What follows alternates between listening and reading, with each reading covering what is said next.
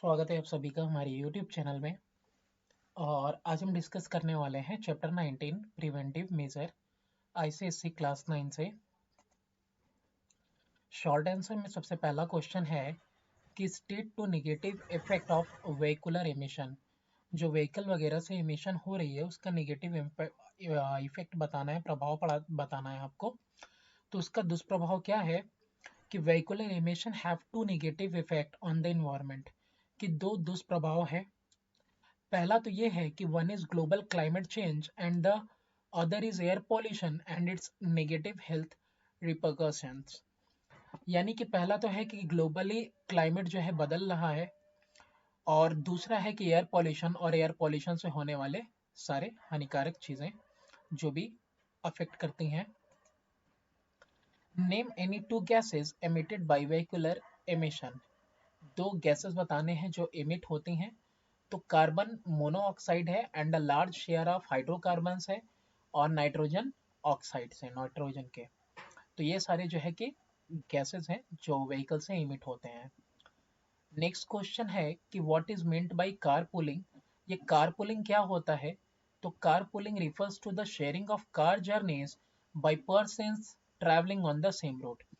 इसमें होता क्या है कि सेम रूट पे अगर कोई गाड़ी लेके जा रहा है और किसी और को भी जाना है, तो दो कार वाले एक ही कार में साथ में शेयर करके चले जाएं, तो that is called car pooling. Name any three modes of public transport used in India. तीन मोड बताने हैं पब्लिक ट्रांसपोर्ट के जो हिंदुस्तान में इस्तेमाल होते हैं। तो बसेस है, ट्रैम्स है, ट्रैम्स तो लिमिटेड जगह पे है, पैसेंजर ट्रेन और मेट्रो रेल वगैरह। What is a no smoking zone. ये नो स्मोकिंग जोन क्या होता है? हम लोगों ने कई बार बोर्ड पे भी पढ़ा होगा, रास्ते में या कहीं भी पब्लिक प्लेस पे मोस्टली ये दिखने को मिलता है। Smoking not just harm the smoker but also the people near by who breathe in the smoke exhaled by the smoker and are called passive smoker। अब देखो, स्मोकिंग जो है ना, सिर्फ जो है जैसा सिगरेट का धुआं है तो सिर्फ पीने वाले को नुकसान नहीं करता, बल्कि वो जो पी के एक्सहेल कर रहा है, बाहर फेंक रहा है धुआं, वो धुआं आसपास के लोग जब सूंघ रहे हैं, जो कि नहीं करने वाले हैं नशा, सिगरेट ना पीने वाले हैं, तो उनको भी ये जो है सांस के साथ उनके अंदर जा रहा है। तो वो जब इसको जो है ले रहे हैं तो they are called passive smokers. Recent research has shown that the concentration of second-hand tobacco smoke exhaled by the smokers है यहाँ पे ई नहीं होगा, in many outdoor areas in often as high or higher than in some indoor areas, and the risk posed by such outdoor exposure are well beyond generally accepted norms when large number of people are involuntarily exposed।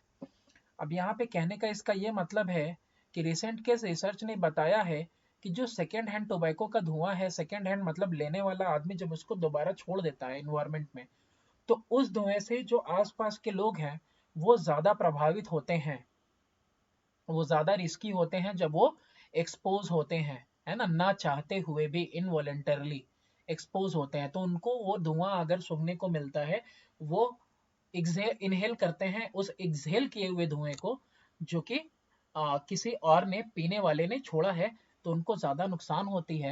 Therefore, the passive smoker or those who unavoidably breathe in second-hand tobacco at public places have such a lung cancer, asthma, bronchitis and sudden infant death syndrome in children।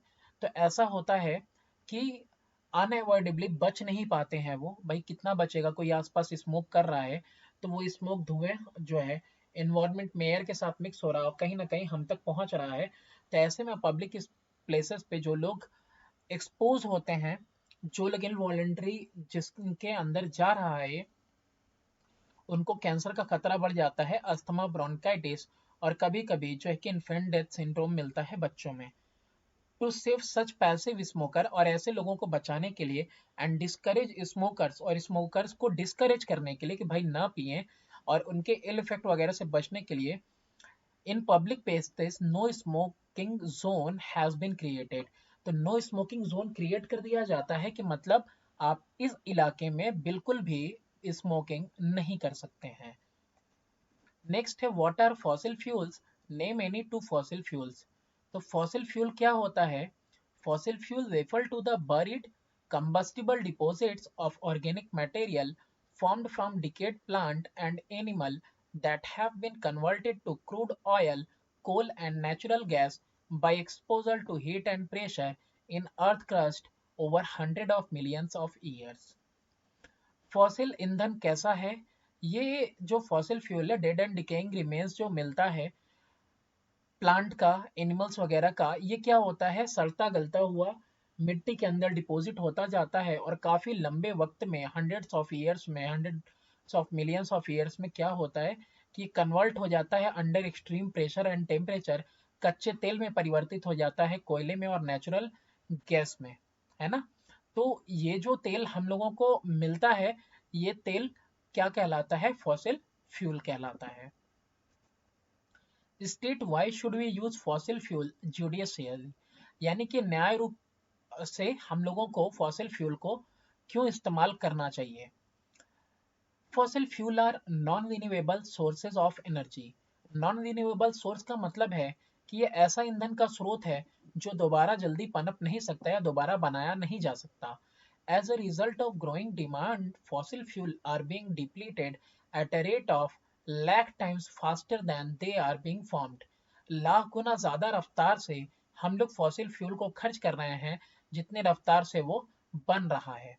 Eight present rate of usages, आज के हिसाब से जो रफ्तार चल रही इस्तेमाल की, the coal reserve are likely to last for about 200 years, कि आने वाले 200 सालों तक के बाद जो है कोयला दिखेगा ही नहीं। और इवन अंदाजा तो ये लगाया गया है कि 2030 के बाद शायद ना दिखे, फिर म्यूजियम में मिलेगा। Similarly, at the present rate of usage, the world's crude oil reserve would be exhausted in just 50 years. इसी तरीके से आज के रफ्तार के हिसाब से जिस तरह से हम लोग कंजप्शन बढ़ा दिया है हम लोगों ने, कच्चे तेल दुनिया भर में 50 साल बाद माना जा रहा है कि बिल्कुल खत्म हो जाएंगे। These resources are non-renewable and take million of year to form. सैकड़ों साल लगते हैं इन रिसोर्सेज को बनने में और ये नॉन रिन्यूएबल हैं, दोबारा तुरंत पाए नहीं जा सकते। It is essential therefore to reduce dependence on such energy resources and explore and exploit the enormous potential of alternative sources of energy like solar energy, tidal energy, wind energy, geothermal energy and biomass based energy. इसीलिए essential मतलब जरूरी है कि हम लोग अपनी dependency ऐसे ईंधन पे कम करें और कुछ ऐसे ईंधन वगैरह जो उसके अल्टरनेटिव हैं, जो उसकी जगह पे हम लोग इस्तेमाल कर सकते हैं, जैसे कि सोलर एनर्जी है, टाइडल एनर्जी है, या विंड एनर्जी है, या जियोथर्मल एनर्जी है, या बायोमास बेस्ड एनर्जी है, इनका हम इस्तेमाल करें इनकी जगह पे, फॉसिल फ्यूल की जगह पे। They are not only renewable source of energy but environmentally clean and safe to use.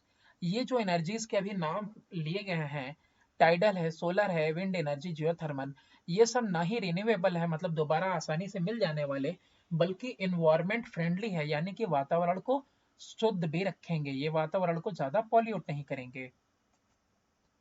Next है state any three measure to save energy. Three measure बताने हैं एनर्जी सेव करने के लिए। Use extra blanket and sweater instead of using room heater. Likewise in summer, dress in light cotton clothes to save on air conditioning cost and wind and energy. अब देखो कह रहा है कि किस तरह से हम एनर्जी बचा सकते हैं। तो जाड़े के मौसम में अगर स्वेटर वगैरह ज्यादा पहने और चादर कंबल ज्यादा ओढ़े तो हम लोग रूम हीटर का इस्तेमाल छोड़ सकते हैं। इसी तरह गर्मियों के दिन में अगर हम हल्के कपड़े पहने और सूती कपड़े पहने तो हम एयर कंडीशन वगैरह का भी कॉस्ट और एनर्जी जो है बचा सकते हैं।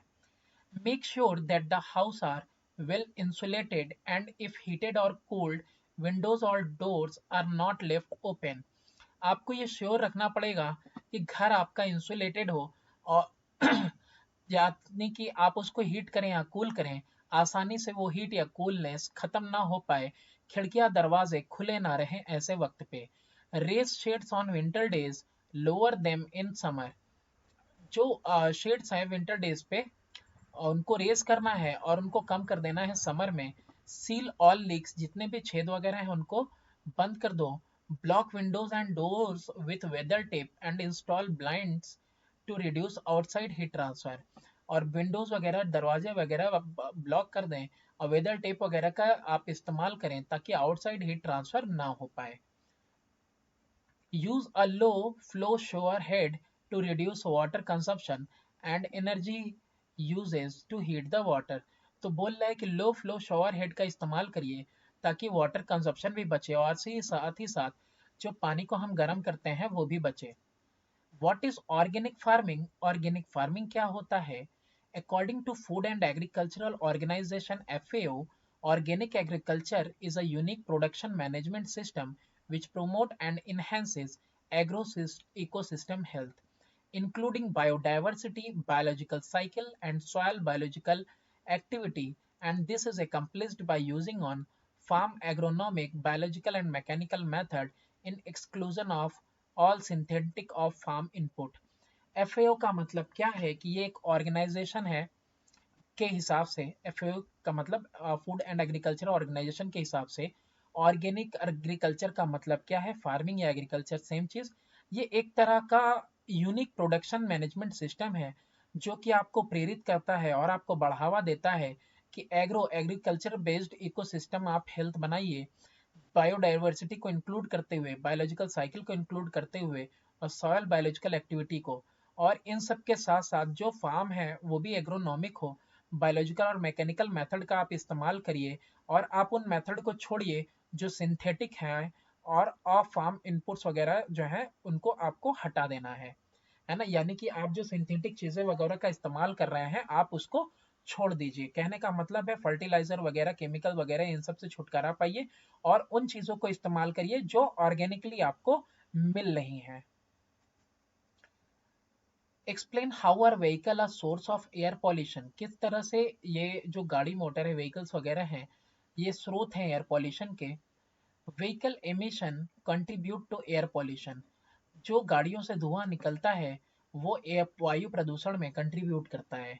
व्हीकल्स अकाउंट करते हैं ज़्यादातर कार्बन मोनोऑक्साइड के लिए and a large share of hydrocarbon के लिए, नाइट्रोजन ऑक्साइड के लिए and particulate found in the atmosphere in urban areas. और शहरी इलाके में बहुत सारे पार्टिकुलेट वगैरह भी आपको मिलेंगे एयर के अंदर।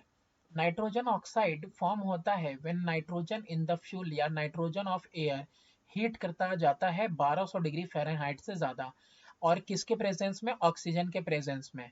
तो nitrogen oxide presence of oxygen, तो ये जो है कि आपका वातावरण में नाइट्रोजन ऑक्साइड बनता है। दिस रिएक्शन ऑकर इन ज्यादातर कार इंजन वगैरह में आजकल हो रहा है। नाइट्रिक ऑक्साइड ये इनिशियल प्रोडक्ट होता है और ये फर्दर ऑक्सीजन के साथ मिलकर नाइट्रोजन डाइऑक्साइड बना लेता है। नाइट्रोजन डाइऑक्साइड वो भी कंबाइन करेगा वाटर के साथ यानी H2O के साथ, और इससे कंपोनेंट जो बनेगा वो वातावरण में एसिडिफिकेशन लाएगा। स्पेशली जो बनता है प्रोडक्ट उसका नाम है नाइट्रिक एसिड HNO3। और it turn in turn this leads to acid rain. और जब ये ज्यादा मात्रा में हो जाते हैं या फिर कभी जब बारिश वारिश हो रही है तो ऐसे में नाइट्रोजन डाइऑक्साइड वाटर के साथ कंबाइन होके जब नीचे आता है तो एसिड रेन फॉर्म होता है। व्हीकल का जो इमिशन है उसकी वजह से ग्रेटेस्ट इंडिविजुअल सोर्स जो है नाइट्रोजन ऑक्साइड का इन इंडस्ट्रियलाइज्ड कंट्रीज। अब जो व्हीकल इमिशन है ये सबसे ज्यादा जो है कि एक स्रोत बन गया है नाइट्रोजन ऑक्साइड्स का उन शहरों में, खास तौर से या उन देशों में जो इंडस्ट्रियलाइज हैं, यानी वहां पे नाइट्रोजन काफी मात्रा में बर्न हो रहा है। स्टेट यानी two advantage of car pooling. Car pooling हम लोग देख चुके हैं, यानी एक ही रास्ते पे अगर गाड़ी जाना है दो लोगों को तो दोनों अपनी अपनी कार के बजाय एक ही कार में दोनों साथ में सवार होके चले जाएं, that is called car pooling. इससे फायदा क्या होगा, it reduces air pollution by reducing the number of vehicle on the road and thereby cutting down the vehicular emission. अब इससे जो गाड़ियों का नंबर है जो रोड पे चल रही हैं वो कम हो जाएगा तो ट्रैफिक की समस्या भी कम होगी, नॉइज पॉल्यूशन भी कम होगा और साथ में जो व्हीकल से निकलने वाला धुआं है वो भी कम होगा। It help to save petrol and diesel and thereby save foreign exchange that goes into buying this fuels. अब इसकी वजह से पेट्रोल और डीजल की जो खपत हो रही है वो भी बचेगी और जो फॉरेन एक्सचेंज हम लोग करते हैं इन ईंधनों को खरीदने में वो भी पैसा हमारे देश में बचेगा। It reduces traffic congestion on the road and thereby prevent traffic jam, reduces fuel consumption and commuting time and the cost of road repair। अब इन सब की वजह से आपको जैम की समस्या नहीं मिलेगी, और साथ ही साथ जो तेल का कंजप्शन है वो भी कम हो जाएगा, समय भी बचेगा, और जो कॉस्ट लगती है बार बार रोड को रिपेयर करने की वो भी कम लगेगा, कम गाड़ियां चलेंगी, कम डैमेज होगा। Sorry. Why do we need to have an efficient public transport? एक जो है एक एफिशिएंट पब्लिक ट्रांसपोर्ट की आवश्यकता क्यों है ना, जो इसके अंदर अच्छी खासी क्षमता हो। तो ये main advantage public transport system का जानेंगे तो हमको पता चलेगा कि एफिशिएंट पब्लिक ट्रांसपोर्ट क्यों जरूरी है। जो पब्लिक ट्रांसपोर्ट है reduces damage to environment by reducing emissions. अब देखो ये जो है कि डैमेज कम करता है इन्वायरमेंट को, क्योंकि इससे रिड्यूस हो जाता है emission. For example, one bus emits far fewer fumes than 20 cars. Similarly, train emission of carbon dioxide per passenger per kilometer are much less than travel by car. कई लोग अगर अपनी अपनी गाड़ियों से चलें तो ज्यादा, अगर 20 गाड़ियों से चल रहे हैं 20 कार से, तो उनसे ज्यादा नुकसान होगा, ज्यादा जो है एयर के अंदर पॉल्यूशन इमिट होगा, एंटर करेगा। जबकि एक इकलौती अगर बस चलेगी तो वो 20 कारों से कम एमिट करेगी आपका धुआं वगैरह। सिमिलरली एक ट्रेन अगर चलेगी तो कार्बन डाइऑक्साइड हो पर पैसेंजर कम चलेगा, और जो ईंधन वगैरह है वो भी कम खपत होगी। It required one fifth energy per passenger per किमी compared to road based transport system. तो एक वन फिफ्थ एनर्जी का यूज होता है बस पर किमी compared to road based transport system में। तो इसीलिए पब्लिक ट्रांसपोर्ट ज्यादा एफिशिएंट है। It therefore reduces fuel consumption and this help to save foreign exchange used in buying petrol and diesel. अब देखो इस तरीके से अगर एक बस में जाएंगे 20 गाड़ियां नहीं दौड़ेंगी तो इसकी वजह से फ्यूल कंजप्शन भी होगा, यानी कि फ्यूल कंजप्शन कम हो जाएगा, बचेगा, और जो इन तेल को खरीदने में हमारा पैसा जाता है वो भी बचेगा, देश में रहेगा।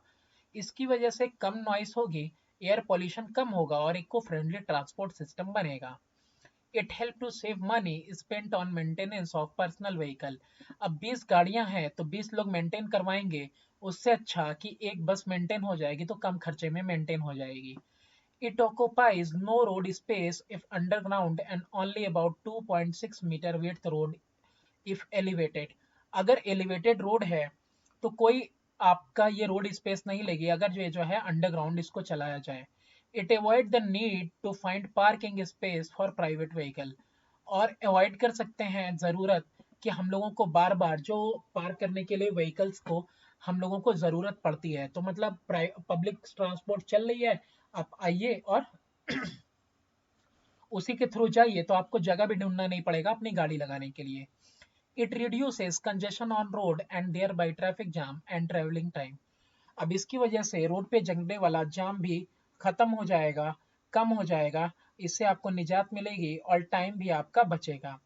It is safer to travel by public transport than private vehicle. और ये ज़्यादा बेहतर होता है कि आप पब्लिक ट्रांसपोर्ट से जाएं अपने प्राइवेट व्हीकल से। It avert number of accident, क्योंकि जो है ये अवॉइड करती है नंबर ऑफ एक्सीडेंट। ज़्यादा नंबर ऑफ एक्सीडेंट होते हैं जब आप अपना खुद का व्हीकल चला रहे हैं, और जो पब्लिक ट्रांसपोर्ट है उससे कम रिस्क रहता है। वो are who are passive smoker. कौन होते हैं ये? How does smoking harm passive smoker?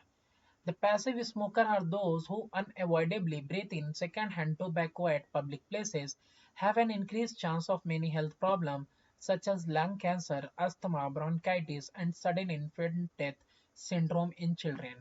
Passive smoker वो लोग होते हैं जो बच नहीं पाते हैं सेकेंड हैंड टोबैको उनके वो इनहेल करते हैं, जो कि एक्सहेल किया जाता है फर्स्ट हैंड टोबैको लेने वाले इंसान से। एक्सहेल किया जाने वाला जो हवा होता है वो इनको सूंघना पड़ता है, वो बच नहीं पाते हैं, और इससे उनको बहुत प्रॉब्लम होती है, लंग कैंसर, अस्थमा, ब्रोंकाइटिस, और सडन इन्फेंट डेथ होता है, मतलब बच्चों में डेथ सिंड्रोम आता है। With reference to smoking answer the following. Reference smoking के रेफरेंस में आपको निम्नलिखित के जवाब देने हैं। Name any two legal provision mean to defer smoke defer होगा smoking. As preventive measure, a mandatory specific statutory health warning on cigarette pack was introduced in 1975। अब तो देखो यहाँ पे बोल रहा है कि इसको मतलब कम करने के लिए और लोगों को चेतने के लिए लिखा हुआ आता है 1975 में आ गया था कि सिगरेट के पैकेट पे लिखा हुआ रहेगा कि ये कैंसर का कारण बन सकता है, ये काफी हानिकारक है। Realising the seriousness of problem, लेकिन फिर भी बीतना तो बंद होता नहीं है। Smoking in public places was prohibited nationwide from October 2 under the Prohibition of in Public Places Rules 2008। अब देखो पब्लिक प्लेसेस वगैरह पे प्रतिबंध लगा दिया था पूरे देश के अंदर 2 अक्टूबर को under prohibition of in public places rules 2008 में कि आप कहीं ऐसे जगह पे जो है स्मोक नहीं कर सकते हैं। Smoking ban pertains to public places जिसमें ऑडिटोरियम है, सिनेमा है, पब्लिक ट्रांसपोर्ट, एयरक्राफ्ट है, बस है, ट्रेन है, मेट्रो, टैक्सी और रिलेटेड फैसिलिटी वगैरह हैं, airport, bus stand, railway station, restaurant, hotel, bar, pub, amusement centres, offices, library, court, post office, market, shopping mall, canteen, educational institution and park. मतलब इन सारी जगह पे, और सारी जगह कैसी हैं, पब्लिक प्लेस है जहाँ पे ज्यादा पब्लिक जमा होती है, तो ऐसे जगह पे बैन है आपका जो है स्मोकिंग करना। State any 3 advantages of having a no smoking zone. 3 फायदे बताने हैं नो स्मोकिंग जोन के। तो पहली चीज तो ये कि ये रिड्यूस कर देता है possibility of second hand smoke being inhaled bye non smokers. एक ओ होगा यहाँ पे नॉन स्मोकर्स। अब जो नहीं पीते हैं उनके बगल में कोई पी रहा है तो वो धुआं जाहिर सी बात है उनके तक जाएगा।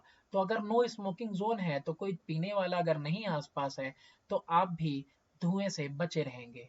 It reduces air pollution, air pollution कम होता है।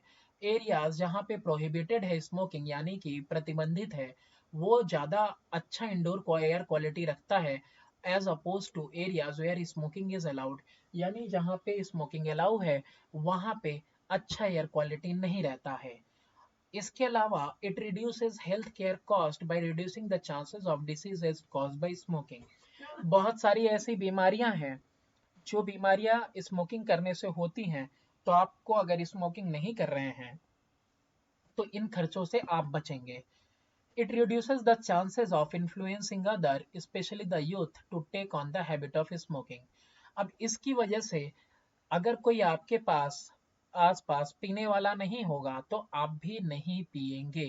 तो इसका मतलब ये दूसरों को प्रभावित करना भी कम कर देता है, आप किसी से प्रभावित भी नहीं होंगे। और खास तौर से नौजवान जो एक दूसरे को देख के चलते हैं। Why do we need to reduce our dependency on fossil fuel? हमको फॉसिल फ्यूल पे जो अपनी डिपेंडेंसी है, निर्भरता है, उसको कम क्यों करनी चाहिए? Fossil fuel are the main source of energy in the urban areas. Fossil fuel जो है मेन सोर्स ऑफ एनर्जी है अर्बन एरियाज में। फॉसिल फ्यूल जैसे कि कोयला है, पेट्रोलियम है, ये सब जो है कि अलार्मिंग रेट पे यूज किए जा रहे हैं। अलार्मिंग रेट मतलब हद से ज्यादा इस्तेमाल हो रहा है। If these fuel continue to be used at the present rate, they would not last for consumption for a long time। मतलब ये एक तरह से स्टोर्ड एनर्जी है, काफी लाखों सालों में बनी हुई एनर्जी है। इसको अगर बहुत ज्यादा रफ्तार से इस्तेमाल करेंगे तो आने वाले भविष्य में इस्तेमाल करने के लिए ये चीजें नहीं बचेंगी। तो that is why we need to reduce our dependency on fossil fuel. तो जिस रफ्तार से ये हम लोग इसको इस्तेमाल कर रहे हैं अनकरीब ये खत्म हो जाने वाली है। इसलिए हम लोगों को अपनी निर्भरता इस पे खत्म करनी चाहिए। Describe the measures an individual can take to reduce consumption of energy and to create a cleaner environment. एक इंसान को इंडिविजुअल अपने हद तक क्या करने चाहिए, क्या स्टेप्स लेना चाहिए ताकि वो रिड्यूस करे कंजप्शन एनर्जी का इस्तेमाल करना कम करे और एक बेहतर साफ सुथरा इन्वायरमेंट क्रिएट करे। तो use extra blanket and sweater instead of using room heater. Likewise, in summer, dress in light cotton cloth to save on air conditioning cost and energy। यानी कह रहा है कि अगर जाड़े के दिनों में है तो आप हीटर का इस्तेमाल ना करके आप ज्यादा ब्लैंकेट और स्वेटर का इस्तेमाल करें, और गर्मियों के दिनों में सूती कपड़े पहन के आप एयर कंडीशनर का कपड़ा वो सॉरी एयर कंडीशनर का कॉस्ट बचा सकते हैं, और साथ में एनर्जी जो कंज्यूम होती है उसको चलाने में उसको भी आप सेव कर सकते हैं। Make sure that houses are well insulated. if heated or cooled, windows or doors are not to left open. अब यहाँ पे कह रहा है कि आप देखिए कि आपका घर इंसुलेटेड हो चाहे आप घर को गर्म कर रहे हो या ठंडा कर रहे हो, तो आपका घर इंसुलेटेड रहे, ठंडक बाहर ना जाए, ना ही गर्मी बाहर जाए। रेज कर देना है शेड्स वगैरह on winter days, lower them in summer, और समर में कम कर देना है। सील ऑल लीक्स, सारे जितने भी लीक्स वगैरह है बंद कर देने हैं। ब्लॉक कर देना है विंडोज दरवाजे वगैरह, और वेदर स्ट्रिप टेप का इस्तेमाल करना है ताकि जो है रिड्यूस करो आप आउटसाइड हीट ट्रांसफर को। ये जाड़ों के दिनों की बात कर रहा है कि अंदर की हीट जो है बाहर ना जाए, वरना बाहर से जो है ठंडी हवाएं अंदर को आएंगी और सील नहीं रहेगा। तो by using product with energy star वाले प्रोडक्ट आप इस्तेमाल करेंगे तो ऐसे इक्विपमेंट वगैरह जो है कि आपका रिड्यूस कर देंगे बिल 30% से, इलेक्ट्रिक बिल और लाइटनिंग चार्जेस वगैरह 40% से, वाइल कटिंग पॉल्यूशन, और पॉल्यूशन भी इनसे कम होगा। Use of low flow shower head का इस्तेमाल करिए जिससे कि पानी का कंजम्पशन भी बचे और बहुत ज़्यादा पानी को हीट करने में जो जाता है एनर्जी वो भी बचे। टर्न ऑफ कर देना है वो सारी इक्विपमेंट वगैरह, औजार वगैरह और लाइट वगैरह रात में, और अनप्लग कर देना है अप्लायंसेस वगैरह को जब वो इस्तेमाल में ना हो। रिप्लेस कर देना है लाइट फिक्सचर वगैरह को एनर्जी कंजर्विंग सीएफएल बल्ब से और ट्यूब से, जो कि 75% एनर्जी जो है कि यूज किया जाता है इनकैंडेसेंट बल्ब वगैरह में।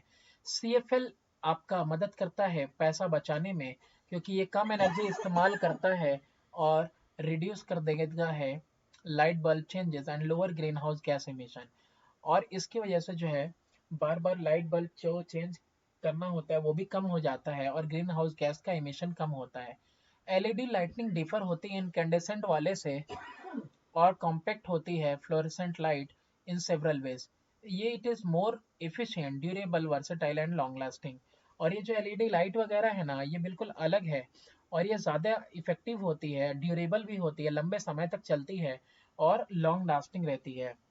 Check furnaces, air conditioner and heat pump filters regularly. इन सब चीज़ों को आपको लगातार चेक करते रहना चाहिए क्योंकि अगर आप इनको क्लीन करोगे हीटिंग वेंटिलेशन और एयर कंडीशनर इक्विपमेंट को तो ये जो है कि लंबे समय तक चलेंगे और जो इनके ऊपर कॉस्ट लगने वाला है वो सब जो है बचेगा, है ना। And improve indoor air quality, और घर के अंदर की जो एयर क्वालिटी है वो भी बेहतर रहेगी। अपना घर का बाहरी दीवार और अंदर का दीवार लाइट कलर से पेंट करिए ताकि ज़्यादातर लाइट रिफ्लेक्टेड हो जाए। पेंट द एजेस, किनारे वगैरह विंडो वगैरह की इस तरह से पेंट करिए in white so more light is reflected inside during the day, कि दिन में ज़्यादा लाइट आए। Open blinds to bring in natural light instead of turning on light. तो लाइट जलाने से अच्छा है कि आप ऐसी जगह वगैरह रोशनदान वगैरह खुला करिए जिससे कि घर के अंदर लाइट आए। By double siding on copiers, reusing single sided paper, using electronic mail, an organization can save a significant amount of energy and natural resources। यानी कि आप किसी को खत वगैरह देने से बेहतर है कि ईमेल वगैरह आप इस्तेमाल करिए और साथ में डबल साइडिंग कॉपियर वगैरह का इस्तेमाल करिए जिससे पेज के दोनों तरफ जो है कि लिखावट हो सके। 1 ton of waste paper save करेगा बहुत ज़्यादा energy to power an average home for 6 month.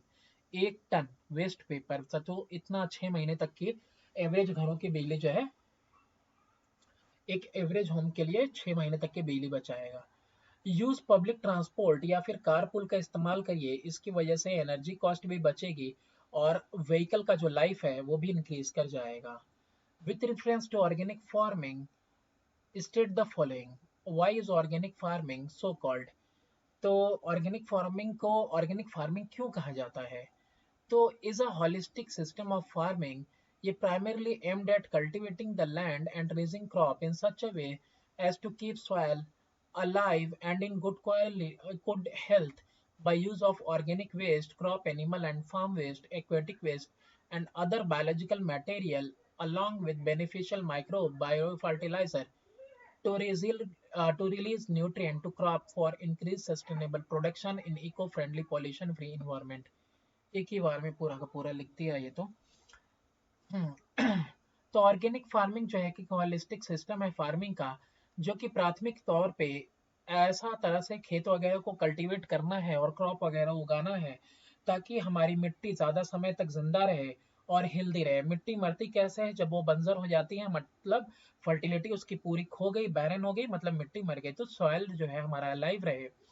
और जो है ऑर्गेनिक कचरे वगैरह का हम इस्तेमाल करेंगे, और जानवरों के जो काऊ डंग वगैरह है उस तरह का जो है बचा कुचा इस्तेमाल करेंगे। या फार्म के बाद जो वेस्ट बनता है जैसे पराली वगैरह है, तो जलाने के बजाय अगर हम उसको सड़ने के लिए छोड़े तो ज़्यादा बेहतर है। और जो एक्वेटिक वीड्स हैं, पानी में अनचाहे पेड़ पौधे जो उगे हुए हैं, वो सब जो है कि हम लोग इस्तेमाल कर सकते हैं।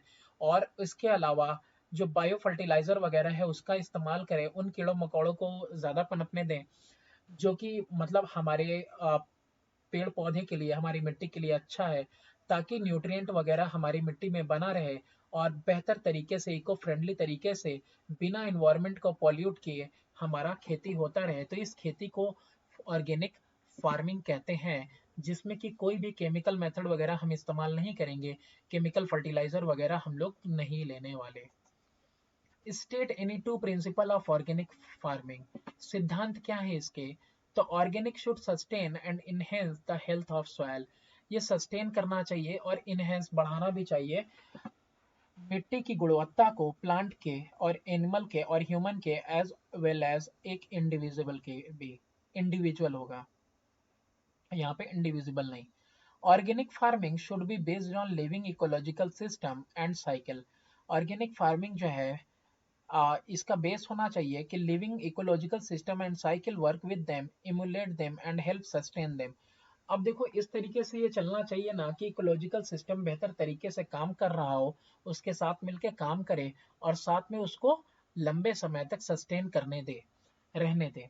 ऑर्गेनिक एग्रीकल्चर को अपना रिश्ता बनाना चाहिए कि ये इंश्योर करे फेयरनेस किसके साथ, कॉमन इन्वायरमेंट के साथ और जिंदगी के मौकों के साथ। Organic farming should be managed in the precautionary and responsible manner. देखो प्रिकॉशन के साथ और साथ में जिम्मेदारी के साथ आपको इसको प्रोटेक्ट करना है। किसको प्रोटेक्ट करना है? हेल्थ को प्रोटेक्ट करता रहे, इस तरह से आपको ऑर्गेनिक फार्मिंग करनी है और वेलबींग हो करंट एंड फ्यूचर जनरेशन का और इन्वायरमेंट का। तो कुल मिला जुला के ऑर्गेनिक फार्मिंग का सिद्धांत यही है कि इस तरह से हम लोगों को खेती करनी है ऑर्गेनिक चीजों का यूज करके, ताकि मिट्टी की गुणवत्ता, उसकी फर्टिलिटी बनी रहे और जिसकी वजह से प्रोडक्शन वगैरह भी बेहतर हो, और जो है बाद तक के लिए, हमारे फ्यूचर जनरेशन के लिए वो इको फ्रेंडली भी रहे। नेक्स्ट वाला है, what are the main characteristic of organic farming. Main characteristic क्या है इसका? तो ये प्रोटेक्ट करता है लंबे समय तक मिट्टी की गुणवत्ता को, क्योंकि ये मेंटेन करता है ऑर्गेनिक मैटर लेवल उसके अंदर, और ऑप्टिमाइज्ड कंडीशन रखता है बायोलॉजिकल एक्टिविटी के लिए with in the soil. Provide करता है क्रॉप वगैरह को न्यूट्रिएंट इनडायरेक्टली, ताकि, और किसके इस्तेमाल से, रिलेटिवली इनसॉल्युबल न्यूट्रिएंट वगैरह के जो सोर्सेस हैं उसको अवेलेबल कराता है प्लांट के द्वारा by action of soil micro organism. मिट्टी में जो है ऐसे जो नाइट्रोजन फिक्सिंग वाले बैक्टीरिया भी, राइजोबियम वगैरह भी मिलते हैं, जो क्या करते हैं, इन्वायरमेंट से नाइट्रोजन फिक्स करते हैं मिट्टी के अंदर। तो ये अभी ऑर्गेनिक फार्मिंग का एक कैरेक्टरिस्टिक है। ये मेंटेन करता है नाइट्रोजन की सेल्फ सफिशिएंसी, यानी खुद ब खुद नाइट्रोजन सेल्फ सफिशिएंट होता है लिथियम वगैरह के यूज से एंड बायोलॉजिकल नाइट्रोजन फिक्सेशन से, as well as effective recycling of organic material including crop residue and livestock manure। अब देखो लाइव स्टॉक मैन्योर वगैरह है, या फिर जो है पेड़ पौधे का ये जो बचा खुचा रिमेनिंग पार्ट है, उसको आप मिट्टी में वैसे ही सड़गल जाने दोगे तो वो दोबारा से मिट्टी में मिल जाएगा और मिट्टी के अंदर जो न्यूट्रिएंट है वो वापस मिट्टी को मिल जाएगा, तो फिर से दूसरे पेड़ पौधे लगाने में ज़्यादा बेहतरी होगी। Preventing weeds, disease and pest by relying primarily on crop rotation, natural predator diversity, organic manuring, resistant varieties and limited, preferably minimal thermal, biological and chemical intervention। अब इसका मेन कैरेक्टरिस्टिक ये भी है कि वीड्स वगैरह को, डिसीज वगैरह से जो है आप क्या करेंगे, प्रिवेंट करेंगे। कैसे? कैसे करके? प्राथमिक रूप से आप क्रॉप रोटेशन करेंगे और नेचुरल प्रेडेटर वगैरह से का इस्तेमाल होगा, और डाइवर्सिटी ऑर्गेनिक मैन्यूरिंग वगैरह का इस्तेमाल करेंगे, रेजिस्टेंट वैरायटीज वगैरह का इस्तेमाल करेंगे और लिमिटेड रूप से जो है कि अनलिमिटेड थर्मल, बायोलॉजिकल और केमिकल इंटरवेंशन का हम इस्तेमाल करेंगे। यानी एक हद तक, यानी कि उनको ज़्यादा इंटर नहीं करने देना है, केमिकल इंटरवेंशन नहीं होने देना है।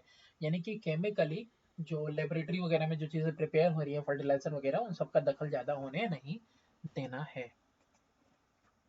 इसके अलावा प्रोवाइड करेंगे अटेंटिव केयर और मैनेजमेंट लाइफ स्टॉक को, पे करेंगे पूरा full regard to their evolutionary adaptation, behavioural need and animal welfare issues with respect to nutrition, housing, health and breeding and rearing. इसके अलावा ऑर्गेनिक फार्मिंग में देखो ये है कि जानवरों के लिए भी उनको ये भला उनके अच्छे को देखेंगे हम लोग, और न्यूट्रिशन के रिस्पेक्ट में कि उनको बेहतर चारा वगैरह मिले, उनको बेहतर रहने की जगह मिले, शेल्टर वगैरह, उनका हेल्थ वगैरह अच्छा हो और वो सही तरीके से ब्रीड कर रहे हों, है ना, और वो बढ़े।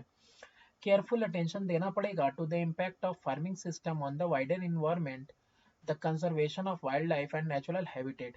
और केयरफुल अटेंशन देना होगा कि जो इम्पैक्ट पड़ रहा है फार्मिंग सिस्टम का पूरे के पूरे इन्वायरमेंट पे, ताकि जो है करना क्या होगा, कंजर्वेशन करना होगा वाइल्ड लाइफ का और नेचुरल हैबिटेट, यानी कि उसके अंदर जो नेचुरली रहने वाले जीव जंतु पेड़ हैं। State wise organic farming gaining popularity in recent time. ये ऑर्गेनिक फार्मिंग इतना पॉपुलैरिटी क्यों गेन कर रहा है? क्योंकि बहुत सारी रीजन है इसके लिए, कि ये प्रोटेक्ट कर रहा है लॉन्ग टर्म फर्टिलिटी के, मिट्टी के फर्टिलिटी को।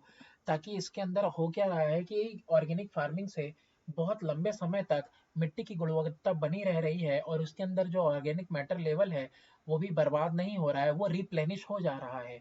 और यह ऑप्टिमाइज कंडीशन रख रहा है बायोलॉजिकल एक्टिविटी के लिए विद इन द सॉयल, की मिट्टी के अंदर ही ऑप्टिमाइज्ड कंडीशन रख रहा है। Providing crop nutrient indirectly using relatively insoluble nutrient sources which are made available to plant by action of soil microorganism।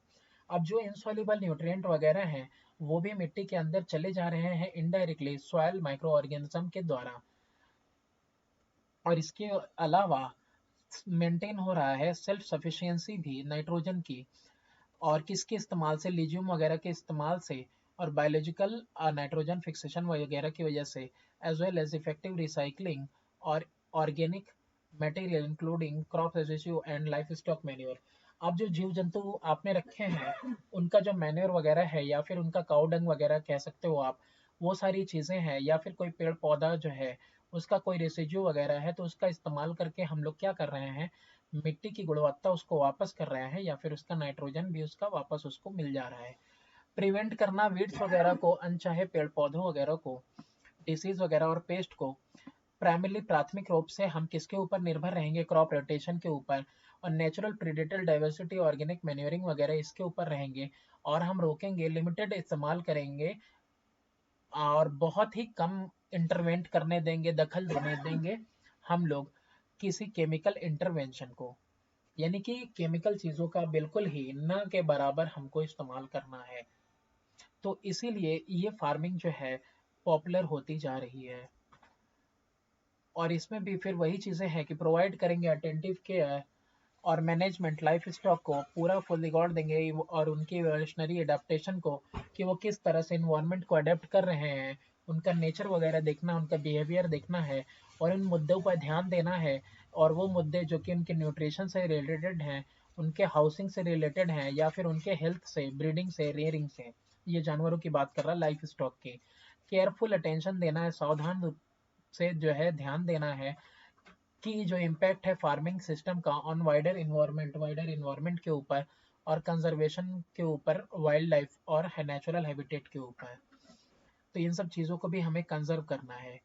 Importance क्या है ऑर्गेनिक फार्मिंग का, कि ऑर्गेनिक फार्मिंग प्रोमोट करता है क्रॉप रोटेशन का इस्तेमाल और कवर करता है क्रॉप्स को और इनकरेज करता है बैलेंस्ड होस्ट प्रीडेटर रिलेशनशिप। तो इससे जो होस्ट और प्रीडेटर का रिलेशनशिप है ये भी बना रहता है।